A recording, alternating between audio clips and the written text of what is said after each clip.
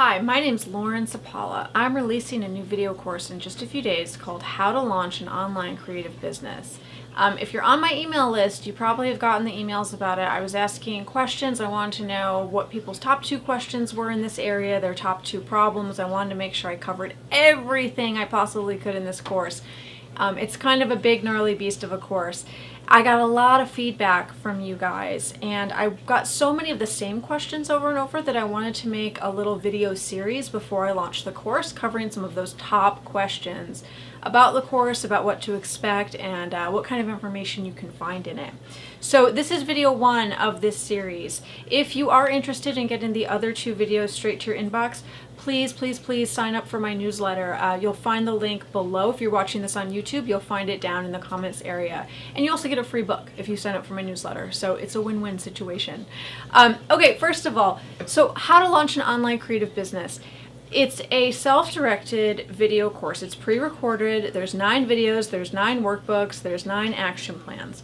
It is geared towards INFJs and INFPs, although really anybody could use it. But it does have, let's say the flavor or the bent is towards intuitive people, intuitive creative people who want to work for themselves, and they want to do that online in the transformation space. By transformation space, I mean you're interested in helping people with personal growth in some way, shape, or form.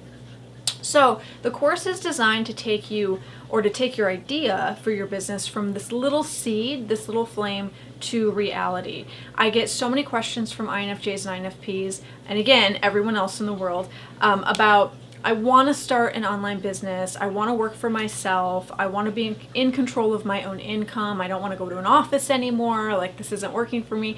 But I'm so overwhelmed. I'm overwhelmed by all the different pieces and how to put them together, and I don't really know where to start.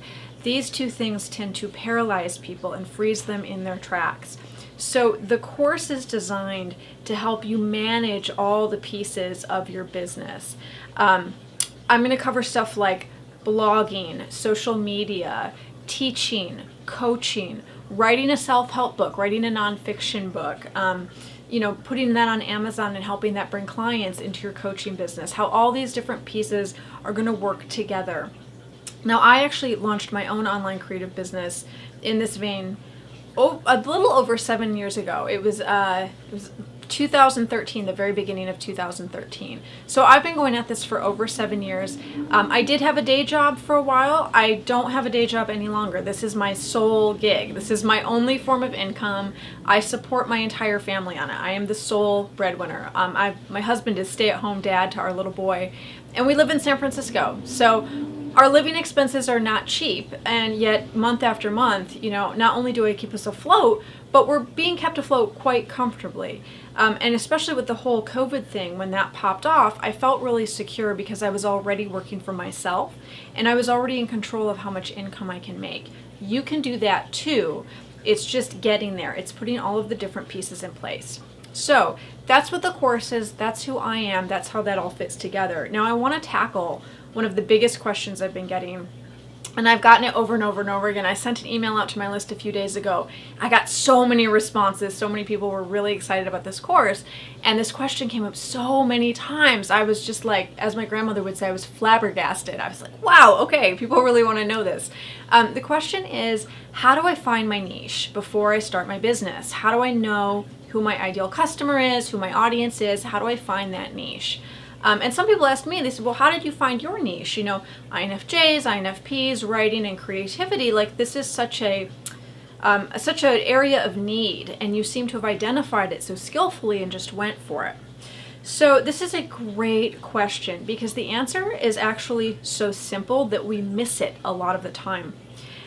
We tend to think that we need to find the niche, we need to come up with the ideal customer, identify the audience, and then we build the product toward that niche or around that niche. We build our business out from that. In fact, it's actually backwards. Like, flip it around and you have your answer. What you're going to do is you're going to start with something really vague and general.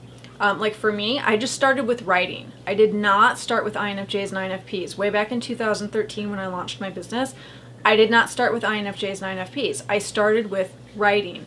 And I wasn't even like writing with intuitives or writing with highly sensitive people, writing with introverts, none of that stuff. It was literally just writing. And you can see that if you go back to my blog in those archives, month after month, I was talking about how to query agents, how to organize your agent list, how to, work with dialogue tags, like very nuts and bolts stuff about fiction writing and memoir writing. I still really enjoyed that stuff, but what happened is I started out with this general idea and I started putting my work out there. I was blogging. I was on social media. I, put up my coaching page. I started taking clients. I started actually working with real people over the phone.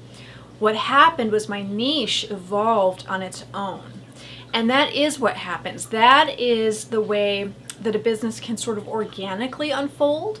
And it's guaranteed to be really successful because instead of you, like one little person, trying to figure out what's your niche, who you should be serving, how you should build the product out, you start working in the field. You start with, say, mental health issues, or you start with eating disorders, or you start with writing, or you start with painting, whatever it is you're passionate about, you start with your passion.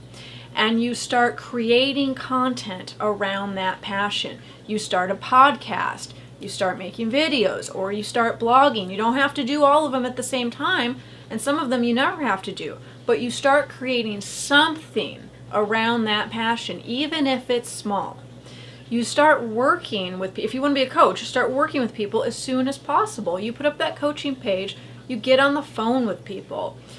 If you want to have a membership community, you start the community. You get people in there, even if it's only 5 people. And then you see how people react to your content. You see the comments they're leaving on YouTube, or the things people are saying to you on Facebook or Twitter, or the comments they're leaving on your blog. Put your email address places, like invite people to email you. Your first couple coaching clients. These first few fledgling attempts, it's not just you creating in a vacuum. You're creating things, you're putting them out in the world, you're seeing what comes back. You're seeing what reality throws back to you. It's like you have the ball, you throw it out there, and then the reality is going to throw the ball back. Now, that's going to happen so many times, and you're going to start to see patterns. You're going to start to see the same questions, the same problems. You're going to start to see that you're drawn in further to more specific areas. So maybe you start with mental health issues, and then you're like, okay, but I'm really, really drawn to doing anxiety work.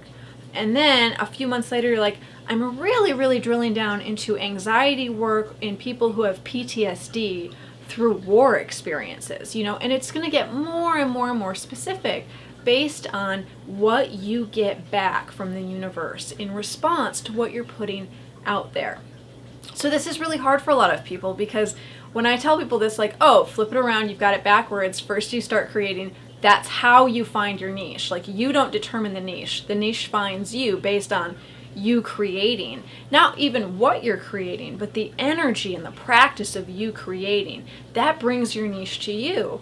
That's where the control issues come in. That's where the trust stuff comes in. And people say, but I want to know before, I want to nail it down. I need a solid business strategy. I have to be responsible about this. And that's part of it. You don't have to sort of leap before you look. You don't have to quit your day job today, drain your savings, put everything you have into like one idea. You can slowly phase into launching an online creative business. You don't have to do it all at once. You can take a few steps, create a few things, see what comes back, tweak according to that, rinse and repeat. You're not going to be able to control everything though. Whether you leap into it all of a sudden or you leap into it gradually, you're still not going to be able to control everything. And I think that's where that desire to really I want to nail down the niche. I want to know my brand and my message and what my website's going to look like exactly, and what kind of coach I'm going to be. I need to have all that stuff nailed down before I start. That's wanting to be in control, and that's wanting to feel safe because there's a lot of anxiety around going out on your own. The anxiety will lessen over time, but you've got to start by trusting that the universe is going to bring you what you need. It might not look like what you expect. And if you do buy the video course, you will hear much of my personal story in it. And if you read my blog, you probably already know. But again, that's how I found my niche, or that's how my niche found me. I was, blogging on writing in general. I personally got really into personality theory, and I wrote a few blog articles on what it was like for me to be an INFJ writer. People started contacting me. They saw my coaching page, which was already up. I had no experience at all, but it was there. And they said, hey, I saw you're a coach. I liked your article. It resonated. Can you coach me? I started coaching more and more people, and I saw the same problems, the same patterns, and they were all INFJs and INFPs. And then I thought, I could write a book on this with all of the data I've gathered. So I put the book out there, having no idea how it would do or who the audience would be. INFJ writers, I guessed. I didn't do any research. That brought more people to me. It snowballs. It will happen that way for you too. But you have to take that first step. You have to start creating, and you have to start putting things out there. So that brings me to the next question, which is a really big fear block for people. And I'm going to actually cover this in video 2. But after people get this cleared up of like, okay, I understand now that my niche is going to find me, but how can I coach other people or write a self-help book or become a professional blogger or a successful blogger? I don't even like the word professional blogger, but someone who I feel is successful at blogging or podcasting when I'm still aspiring myself. I don't have anything published. I don't have any credentials. How do I do that? How do I do it externally out in the world? And how do I do it so I internally feel good about that?